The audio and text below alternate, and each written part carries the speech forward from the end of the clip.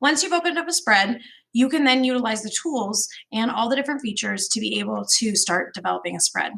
You can see the spread page is here, and when you're clicked in here and you hit W on your keyboard, you can navigate between a preview mode where you can see what the page is going to look like without guides, and a mode where you can see the guides. The purple guides kind of show you what not to exceed outside of, especially like in the center here. You can see like that would be when we would hit the binding for the gutter, and we wouldn't want to go ahead and hit in that area. And then outside are the margins. Zooming in and out in Illustrator is really simple. You hold Alt on your keyboard and you scroll. Alt scroll is going to allow you to zoom in and out on wherever your cursor is at that time. And you can see up here, like I can zoom in on what we would call the folio, which is where we would have the page number and other information.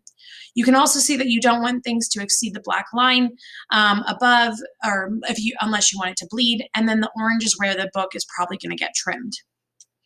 So if you can't zoom in and out with your scroll bar, there is a zoom feature in your tools over here on the left, which you can actually undock your tools right here. So I can take my tools and I can undock them to see all the features of my tools if your screen is too small. And you can use your zoom tool here to then click and drag across what you'd like to zoom into, holding Alt on your keyboard to zoom out. So there is a zoom tool, but Alt scroll is just a lot faster. And if you need a mouse, just let us know. So the next thing is making boxes and text. So in my toolbar here, the box option right here, the rectangular tool, is defaulted to this light green. This light green is our process color photo. That means that if we have this light green on our screen at all, the program is going to make sure that it gets a photo placed inside of it instead.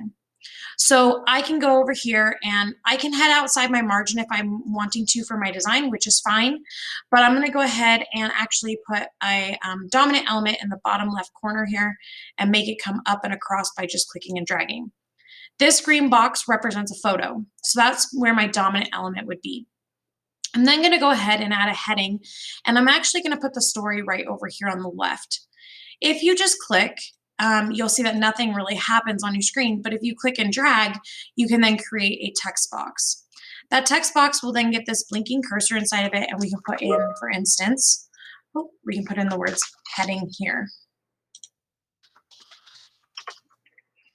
You want to try doing things that have uppercase letters and the letters that go further down below the baseline with a descender, like G or J or Y, so you can see what the font is actually going to look like.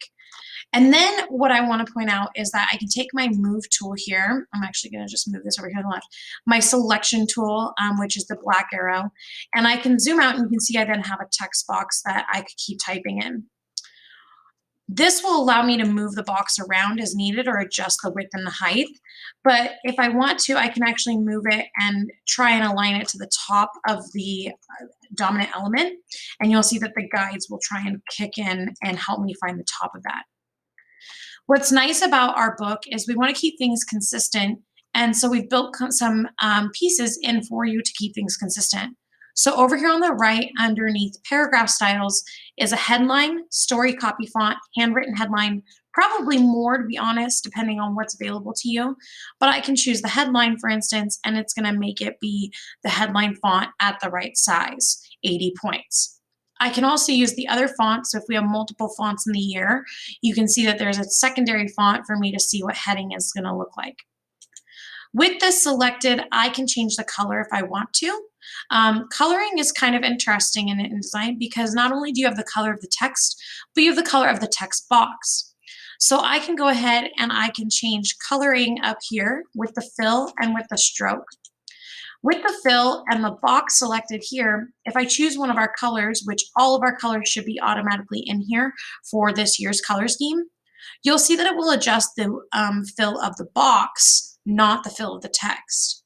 Same thing for the stroke, so I can click the stroke here to swap into the stroke and give it a stroke if I want to, but that'll be on the box. Or you could always go here and choose the stroke again.